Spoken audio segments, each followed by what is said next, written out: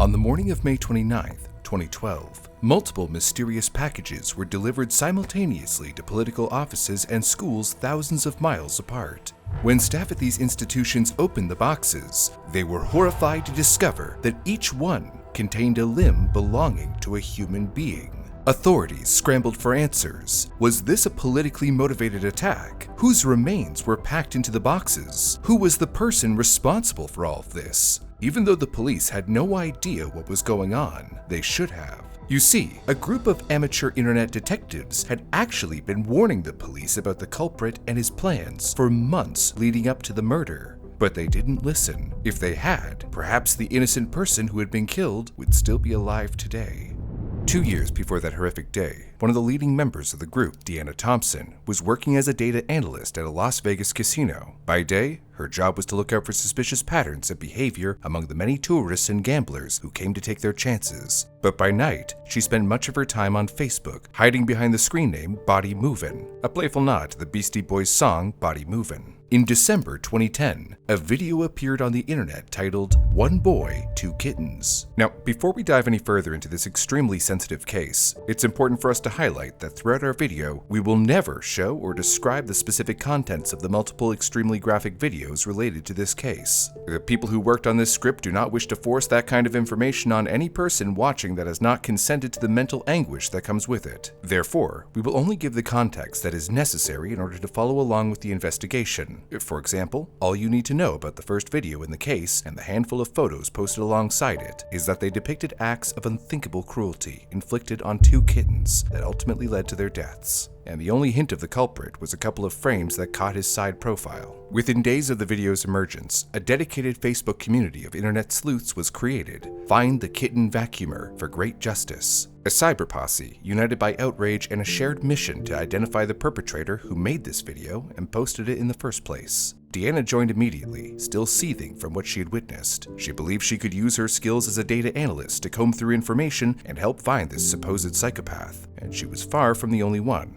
A Los Angeles man had a similar response, becoming so furious that he also found his way to the group, initially just observing from afar under his real profile. But as he saw members begin to actively exchange clues and leads, he began to think he could make a valuable contribution. He created a separate account as John Green, plucking the name from a Steinbeck novel on his shelf and a green plant nearby, giving him the freedom to dive deep without worrying about it getting to his friends or family. In fact, for the next 18 months, none of John's loved ones even knew he was spending countless hours a week as an amateur online detective. Under their aliases, Deanna and John quickly stood out in the group for their level-headed focus. Deanna liked how John stuck to the facts and didn't let emotions cloud his analysis. They quickly bonded over their shared resolve. They could not and would not let this monster get away with it. The Facebook group became a 24-hour command center where armchair investigators from across the globe shared their unique expertise and theories on this one video. They began dissecting it, frame by frame, posting screen caps, zooming in on every object visible in the kitten killer's room, trying to glean any identifiable detail that might lead them somewhere.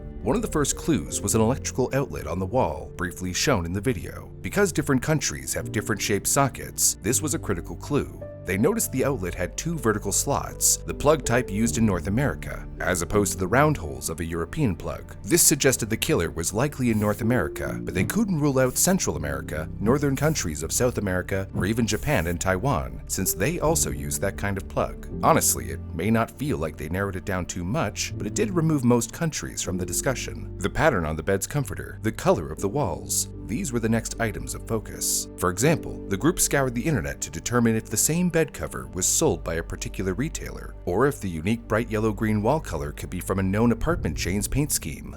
But that was a dead end. The real breakthrough was a distinctive yellow vacuum cleaner. It wasn't a common model one sees every day. The group quickly suspected it might be a regional exclusive. Deanna zeroed in on it and even found an online forum for vacuum enthusiasts, yes, those exist, to identify the exact make and model. If they could figure out where that model was sold, might narrow down the kitten killer's geographical region. Deanna posted the model on the forum and immediately got it identified as the Kenmore canister cleaner, specifically the Aspiradora model, only sold in North America. Every detail was cataloged and cross-referenced. John even went so far as to create a diagram of the room, mapping out the furniture layout and objects, so group members could discuss and theorize with a common reference. With the visuals taken care of, they began listening. Was there music playing faintly? traffic noise outside, the hum of an appliance. They amplified the audio, looking for any hint of a language or local sound, maybe a TV in another room turned to a local station. One member thought they heard a few notes of a song, which sent others on a search to identify it. But all John found was a kind of vaguely Russian-sounding voice. Individually, none of these clues would catch a killer. In fact, many of them, like the Russian voice, would turn out to be misleading or just entirely irrelevant. But together, a picture began to emerge. The vacuum and wall socket pointed to North America. Other clues hinted at a cold climate, like what looked like a winter coat hanging on a chair. Before they could pursue the path further, a Facebook post hit the group that sent the investigation in a very different direction and an entirely separate part of the world.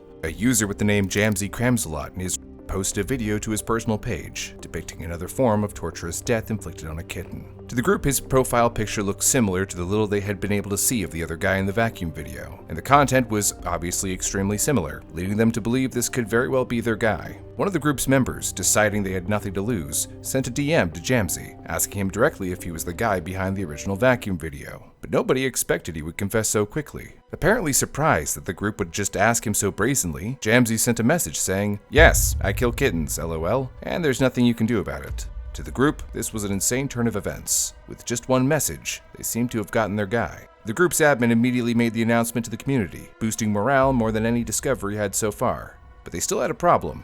Nobody knew where this guy was or his real name, but a little digging through Jamsy's friends list, and it became clear that this guy wasn't anywhere close. He was in Africa, specifically Namibia. It made no sense, but nobody cared. Nobody except Deanna and John, the only two members who were not celebrating. Everything in the original video pointed to North America. If they were right, then it meant this lead was sending them in the complete opposite direction. Something was off. When Deanna and John did a reverse image search of Jamsy's profile picture, they found that it was actually an image of an adult film actor, almost definitely not the African man behind the account. But when they raised their concerns, the community refused to listen. They were dead set on their belief that they had finally identified the monster eluding them for so long, and now it was time for justice. The community managed to track down the identity of the real man behind the Jamsy account. For reasons that will become obvious soon, we're not going to name him. But some people on the Facebook group did. They began sharing this person's personal information across social media platforms, publicly shaming him as the sicko who was hurting cats for his own sadistic pleasure. The only problem, of course, is that this man was not the guy behind the disgusting photos and videos. He had just been sharing them. In fact, their target was just a man dealing with depression, being edgy online to give himself a thrill and a reason to get up in the morning. Overnight, his most personal details had been exposed all over the internet, with angry strangers doxing him as a psychopath and demanding justice for crimes he had never committed.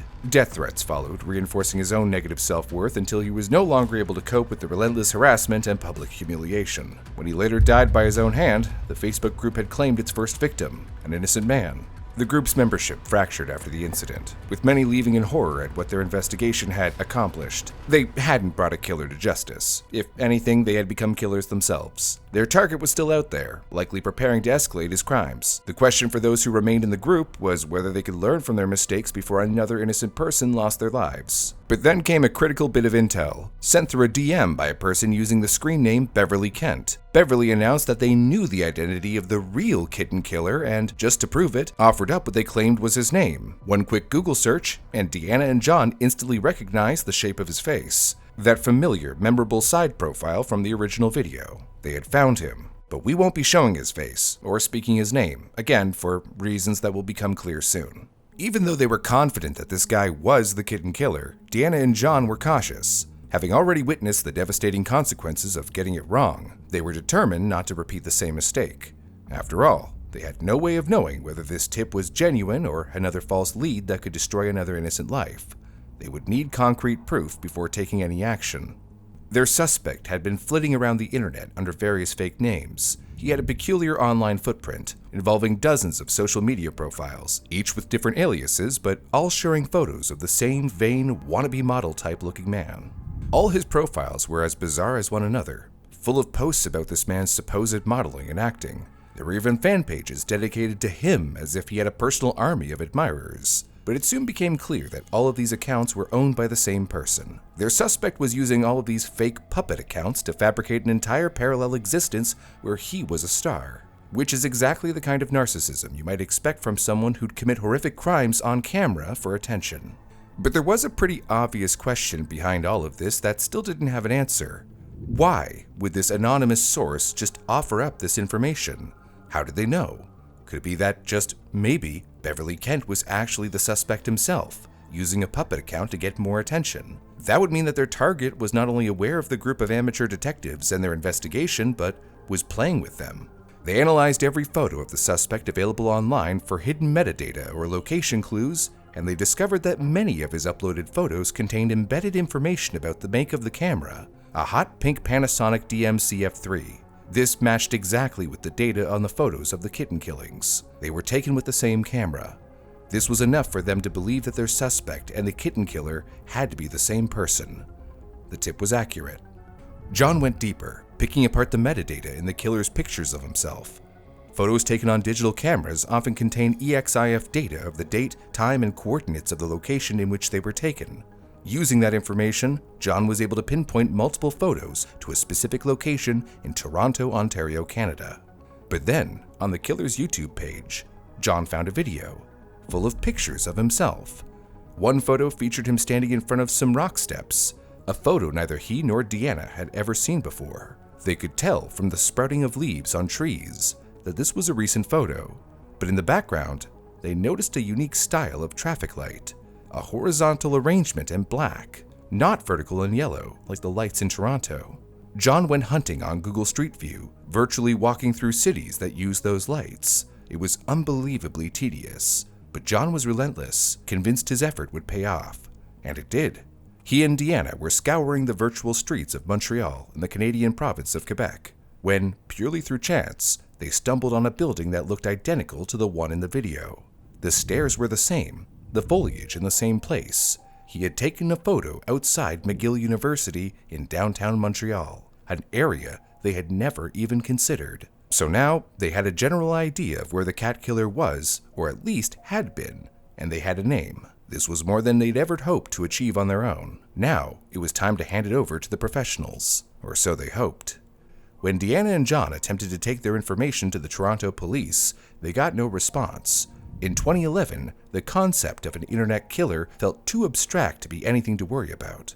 To the authorities, it was just a cat abuse case, somewhere in cyberspace. Horrifying, yes, but not an immediate threat to human life. The group members vehemently disagreed. It was just step one, and they were right. When the next video dropped, it was, at its core, the same. A kitten's life was ended on camera, but a different method was used, which the group found even more troubling than the first. But before they could even think of how to respond, a second video was dropped the same day, featuring yet another method of cruelty. The uploader's username was Leslie Ann Downey, the name of a real-life victim of a notorious British serial killer couple. This was the first inkling the group had that the kitten killer idolized serial killers, another giant red flag that this would inevitably escalate to humans. The video managed to go viral, earning the attention of a British journalist who wrote about it for The Sun and got a message shortly after. It was the same one that John and Deanna had received earlier. The person you're looking for is currently in London, and his name is redacted. The person on the other end was untraceable, a random sock puppet account operated by someone unknown. But the journalist went to the location that was given, meeting someone who looked exactly like the person John and Deanna and the other sleuths believed was the killer.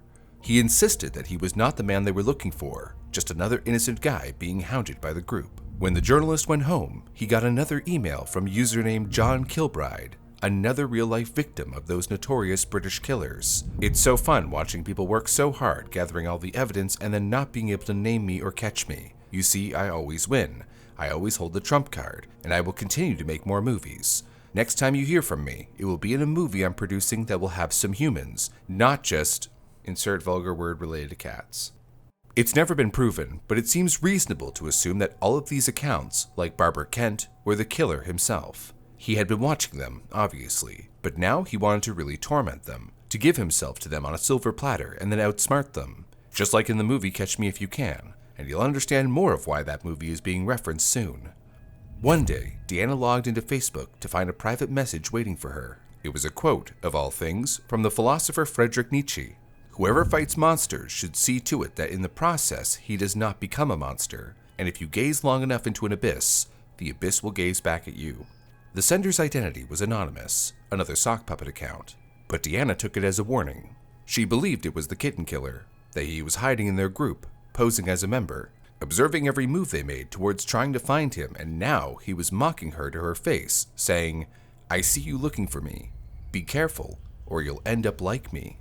She had spent countless hours staring into the darkest abyss of the internet, trying to track a monster. Was she, in some abstract way, becoming monstrous herself by engaging in this cat-and-mouse game? Was she feeding his ego, giving him what he wanted? And did that make her a bad person? The quote rattled her deeply, forcing her to confront those uncomfortable questions. It was exactly what the sender intended, to get deeper into her head.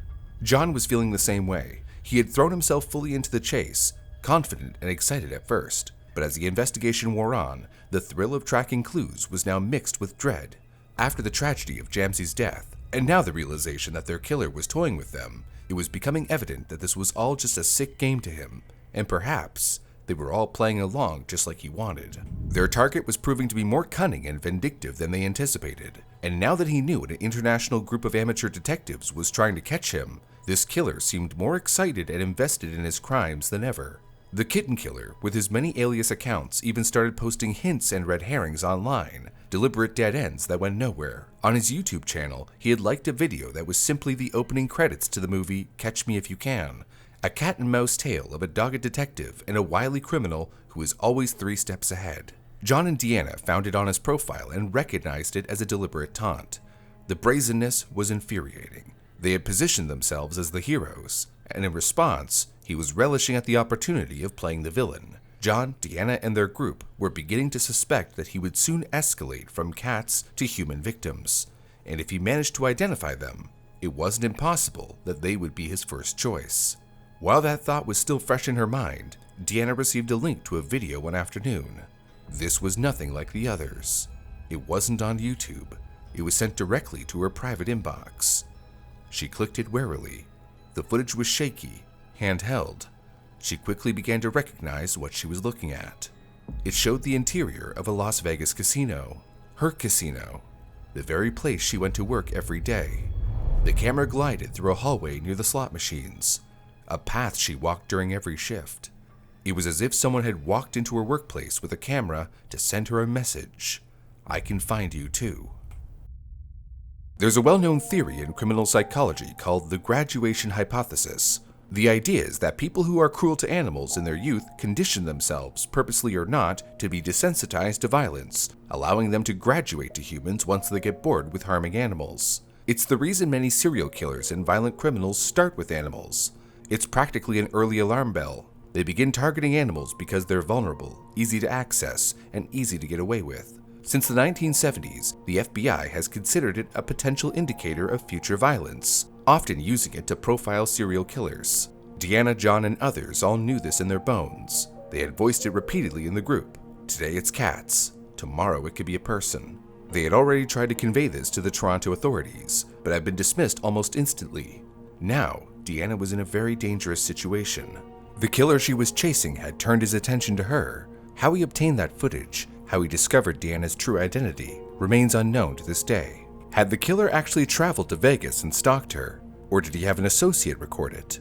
Either way, it was an unmistakable intimidation tactic. Their fears were now becoming a reality. The danger had crossed into real life. Yet Deanna and John refused to abandon the chase, too convinced that this was an important cause. But the glaring problem with their vigilante group had always been present. The kitten killer clearly craved an audience. Everything he did was designed to keep eyes on him. By pursuing him so passionately and publicly, were they giving him exactly what he wanted? Were they, in some weird way, his audience and fellow performers? This is where Deanna's dilemma really started to affect her. The Nietzsche quote was already a tough pill to swallow, but now her morals were being tested. They didn't want to feed his ego, but how could they just stop when he was still out there, hurting animals, when he was possibly about to escalate to something far, far worse? If they did nothing, innocent people could be killed, but if she continued the chase, it might motivate him to make more videos. Some argued that any attention was bad, that perhaps they should stop posting about him publicly and just turn over what they had to the police, let them deal with it. Others truly believed that without their continued efforts, he'd never be caught. Law enforcement had done nothing about the videos that had been uploaded. When John continued to press Toronto authorities, the reply was polite, but boiled down to, there's not much to be done unless he's in our jurisdiction, committing a crime. John also tried contacting police in Montreal since, thanks to his previous work, that was likely the new city the suspect had moved to. But there, the wall of apathy was even higher. Montreal authorities didn't seem to take a tip from random internet users seriously, or perhaps they were simply too busy. Or maybe they simply thought that the killing of innocent kittens was not a worthy enough crime for an investigation. It really depends on who you ask. But Deanna later recalled feeling ignored and dismissed by the police. It was excruciatingly frustrating. The warning signs were all there in flashing neon. This individual was already a dangerous criminal, and the pattern of many violent offenders suggested he could do worse. The group knew that this guy was looking for notoriety, and once the novelty of killing cats went away, what would he do next? So here they were. They had essentially identified a murderer in the making, and yet they were powerless to actually stop him. The authorities wouldn't act. Meanwhile, the kitten killer was ominously quiet. After taunting them for a while, he seemed to be lying low, which left everyone very, very uncomfortable. In the Facebook group, a few voices suggested maybe he'd gotten scared and wouldn't escalate after all. Deanna wanted to believe that. Perhaps their very presence online and the pressure they'd applied had saved lives by scaring the suspect into just giving up. If only that were true. In late May 2012, whispers began spreading on obscure internet forums about a new video, supposedly titled, "One Lunatic, One Ice Pick." John, who had been monitoring these depraved boards for any sign of life from their target, got a private message, tipping him off to what was going on, and he instantly knew who was behind this. This video's title echoed the format of the kitten video's title with the same grim, jokey cadence. John told the group what was going on, informing everyone that the inevitable had finally happened. Several hundred group members somehow managed to force themselves to watch it to confirm if it was their suspect. The video had the same style, the same twisted glee in its own depravity, and the song playing in the background that the killer had used in his personal YouTube videos. It was him. But this time, exactly as the group had predicted, his victim was human. When news of the murder hit the mainstream, the world seemed to suddenly wake up to the horror that Deanna, John, and the whole online community had been shouting about for years. The victim's body parts began turning up across Canada, mailed in packages to political offices and schools in exactly the kind of headline-grabbing spectacle the killer had always craved. For Deanna and John, the news was like a punch to the gut. All their fears had come true in the worst way imaginable, and they hadn't been able to stop it. Deanna found herself racked with guilt, wondering if their quest for justice had done more harm than good. Was there a chance that their pursuit had somehow egged him on? Did they do too much? Meanwhile, John's regrets had a different focus. Could we have done more? John reached out to authorities in Toronto again, who verified that the group's suspect had lived the address John provided, confirming that the sleuth's detective work was accurate, but that he had apparently moved on to another city. The group already knew that city was Montreal. They were just too late. When the name and face of the killer flooded the news, the Facebook group fell into a somber silence. They had known of this sorry excuse for a human being long before the rest of the world, yet now he was on every channel, exactly how he had always wanted. The group members exchanged messages, expressing sadness and rage. Some were angry at the police for not heeding their tips. Others directed their anger inward, feeling that in trying to avoid glorifying him earlier, perhaps they hadn't sounded the alarm loud enough. It was a lose-lose situation, honestly. If they had plastered his identity publicly, maybe this could have been avoided. Maybe the killer would have been arrested sooner, or maybe not. Would anybody else have even cared when it was just cats? It seemed to them that nobody wanted to do anything until a human life was already taken. There's no way to know how a different approach might have changed the outcome. That uncertainty is its own kind of torture for those who try to stop it. For the police, the focus was on trying to make sense of who was involved. Deanna and John had already informed them of the identity of the killer, but identifying the victim was an incredible challenge. Given the condition of his body, they had no real identifying features to go off of, no way of identifying who this man was. The investigation led authorities to analyze the security footage of the Montreal apartment building where the janitor, Michael Nadeau, first found partial remains of the victim in a suitcase by a dumpster. After scouring through the footage from days before the suitcase was found, the police saw two young men, late 20s, entering the building. One had a striking resemblance to the man that the internet sleuths had claimed was the killer. The other appeared to be a young Asian man in his 30s. Looking through the missing persons reports, there was only one Asian man reported missing around the time of the murder. His name was Jun Lin. Less than 24 hours after Jun Lin was identified, the video of his murder had spread across multiple platforms, despite police's best efforts to remove it. Meanwhile, the media had a field day with the story. Sensationalized headlines like "The Butcher of Montreal" began to spread worldwide, making Jun Lin's killer famous for all the wrong reasons. Police in Montreal and beyond launched an international manhunt, but it was too late for Lin, and too late to prevent the killer from attaining the infamy he so desperately sought. On June 4, 2012, an international arrest warrant was issued for Lin's killer, placing law enforcement agencies in 190 countries on high alert. But even as police agencies mobilized, the killer was already implementing his escape plan. He had fled Montreal for Paris just one day after the murder, to ensure he was always one step ahead. Everything he had done up to this point, from the videos to sending the remains to schools and political parties, was not motivated by anything but a desire to generate attention. He had orchestrated the entire story to have all the most lurid, sensationalized elements that guarantee clicks and headlines. To the media, it was the perfect true crime story. They couldn't resist giving him exactly what he wanted, and so they ran with it. They ran with it hard. Television networks began broadcasting disgustingly detailed accounts of his crimes, often including descriptions of the murder video and speculation about his psychological motivations. Rather than focusing on the victim or their investigation at hand, media coverage centered almost entirely on the killer himself, which leads us to a massive problem within our society. Research in criminology and psychology has consistently demonstrated that detailed media coverage of killers and their violent crimes can inspire copycat incidents. For example, there are killers who idolize the Columbine shooters, not because of what they did or the way they did it, but because of the notoriety and attention they got from it. These people are looking for fame and attention, and the media is telling them that these depraved acts of violence are the quickest way to get it.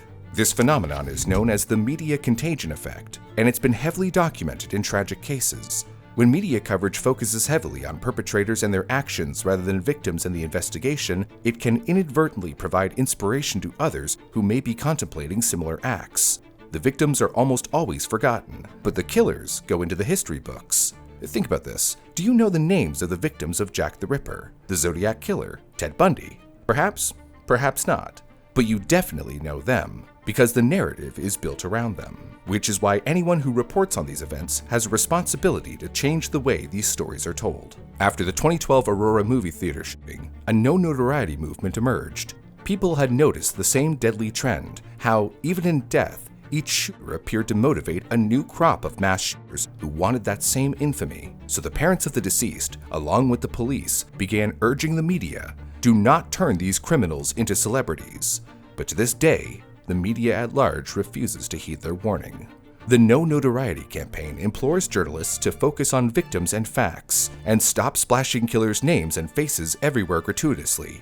Loren Coleman, a researcher, wrote in his book The Copycat Effect that in modern times, we should treat coverage of murderers the way we eventually learned to handle coverage of individuals who terminate their own lives, carefully and with restraint. For instance, reporting guidelines advise not romanticizing the act or giving explicit details to avoid inspiring copycats. Coleman suggested that we should also not be giving serial killers the lurid, detailed coverage they seek, nor publishing their self-serving manifestos or dramatic stage names insofar as it is possible.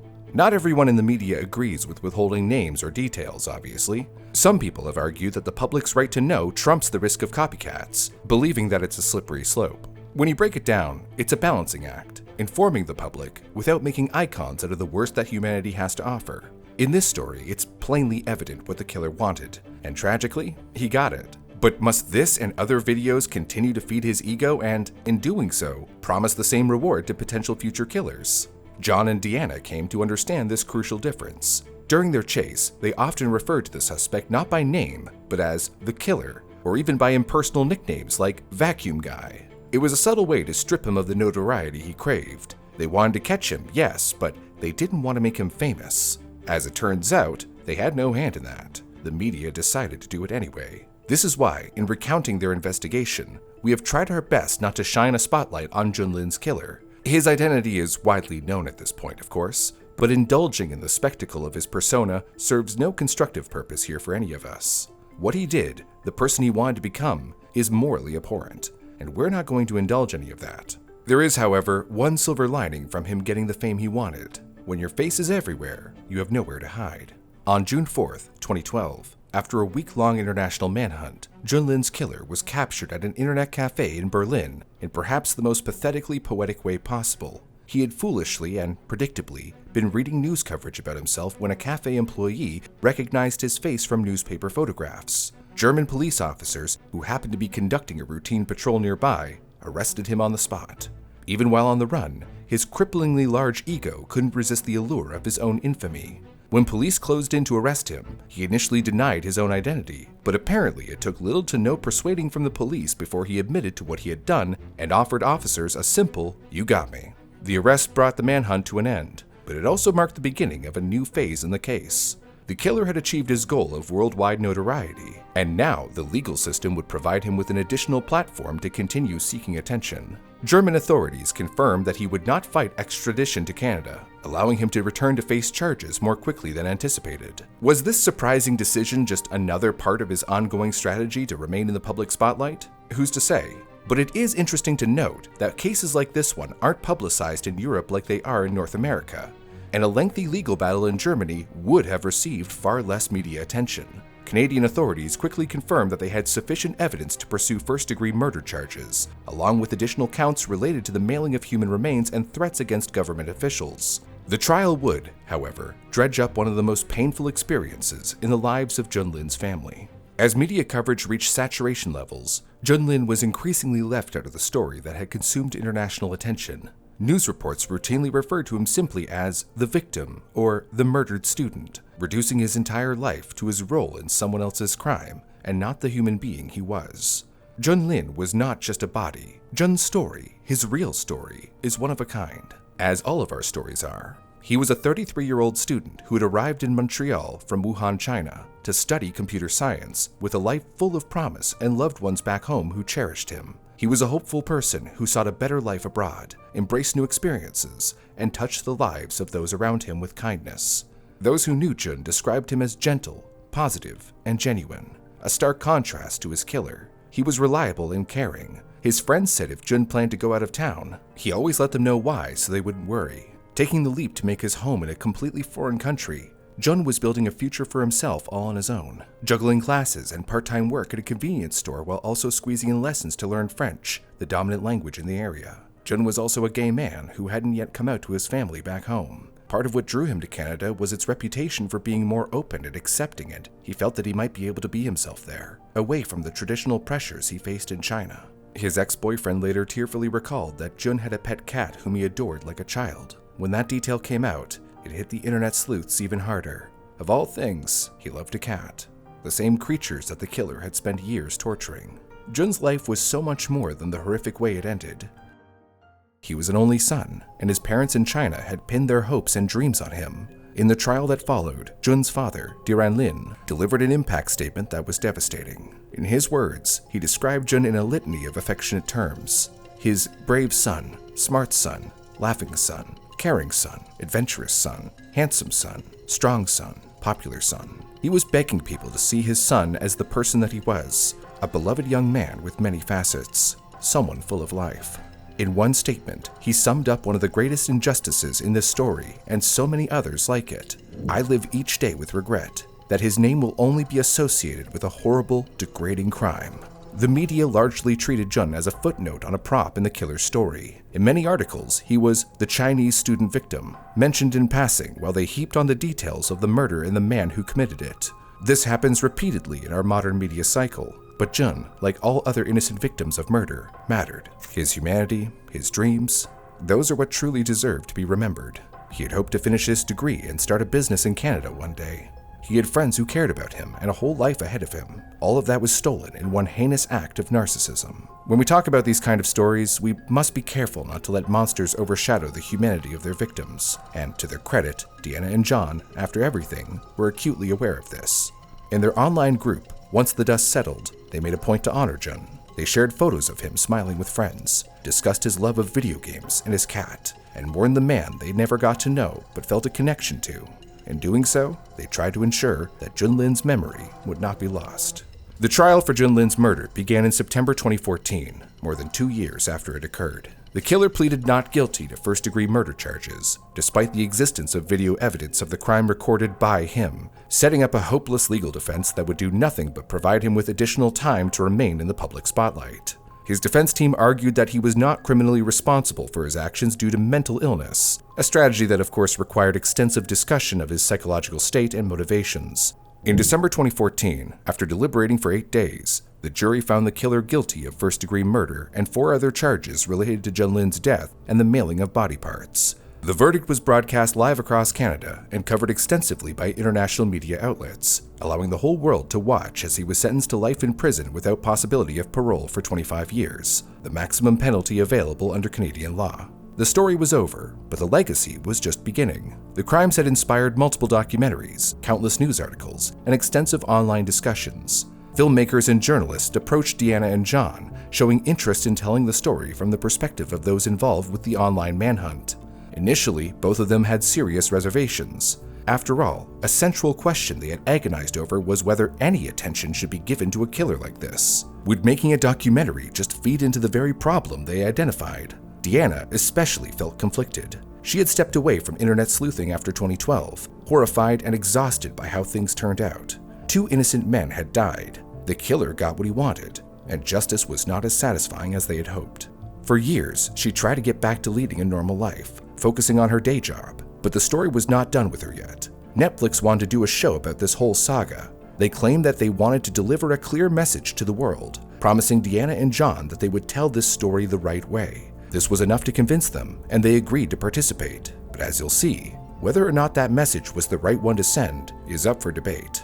In December 2019, Netflix released Don't F with Cats: Hunting an Internet Killer, a 3-part documentary series that brought the case back into international spotlight. The series was viewed by millions of people worldwide and became one of Netflix's most popular true crime offerings. Deanna and John wanted to use the documentary to warn the world. First, they wanted people to truly understand how animal abuse can be a red flag for escalating violence, and to treat those early warning signs seriously. Second, they wanted to spark a conversation about the dangers of internet sleuthing and the ethics of online vigilantism. Their story had become a cautionary tale with no clear, easy answers. They felt it was important for the public to see that whole picture, the good, the bad, and the morally gray of what they went through. But most of all, Deanna wanted to warn the audience about what they were doing, watching these documentaries. The documentary's final moments feature Deanna, on camera, breaking the fourth wall and addressing the viewers. She says, "Did we feed his narcissism to the point where he had to go forward? So much that he was pushed to do what he did? Did we feed the monster, or did we create it? And you at home watching a whole effing documentary about the killer, are you complicit? Perhaps it's time we turned off the machine." Now, that's a pretty bold meta moment to end the show on, basically calling the users out and forcing them to question their own morality for watching. But was it really a critique of true crime sensationalism, or was it, as many critics argued, hypocritical? As a whole, the 3-part Netflix series represented exactly the type of problematic glorifying media coverage that we highlighted earlier. Netflix showed clips of the killer's videos, gave the killer a significant amount of screen time, leaned heavily into his eccentric persona and celebrity status, largely ignored Lin and, in a surprising and kind of confusing twist, attempted to blame the audience for turning killers into celebrities, all while creating a show that did just that. Now, Deanna Thompson's final words in the Netflix series are not necessarily incorrect. Any production, whether it be news broadcast, documentaries, podcast, or YouTube videos, if it glorifies killers and their crimes, then it is part of the problem. But it's not the public's fault that almost every media outlet and content creator reports on these cases in potentially harmful ways. The blame should be on the producer of the content. Netflix made a fundamental error. The man at the center of the story wanted nothing more than to be infamous. In telling this story, they could have made a point, a conscious choice to refrain from describing his acts of violence in horrible detail, and incessantly speaking his name and showing his image. But they didn't. Instead, all they did was patronize their audience for watching. The only people that should have been talked about in detail are Lin, an innocent man whose life was cruelly ripped from him, Deanna Thompson and John Green, the determined sleuths who tried to stop a tragedy, whether misguided or not, and an innocent man who lost his life because of the community's need to get their target. Those are the stories that need to be told. Those are the stories that we can learn from. And as the too often forgotten campaign wisely puts it, no notoriety for notoriety seekers. If you would like to show your appreciation to these people who made this video possible, please consider hitting the like button and subscribing to our channel. It's the best thing you can do to help us keep making more videos, like this one about how the LAPD tried their hardest to kill an innocent man, and if it wasn't for this one piece of footage, they would have succeeded. Click the video on your screen to find out more.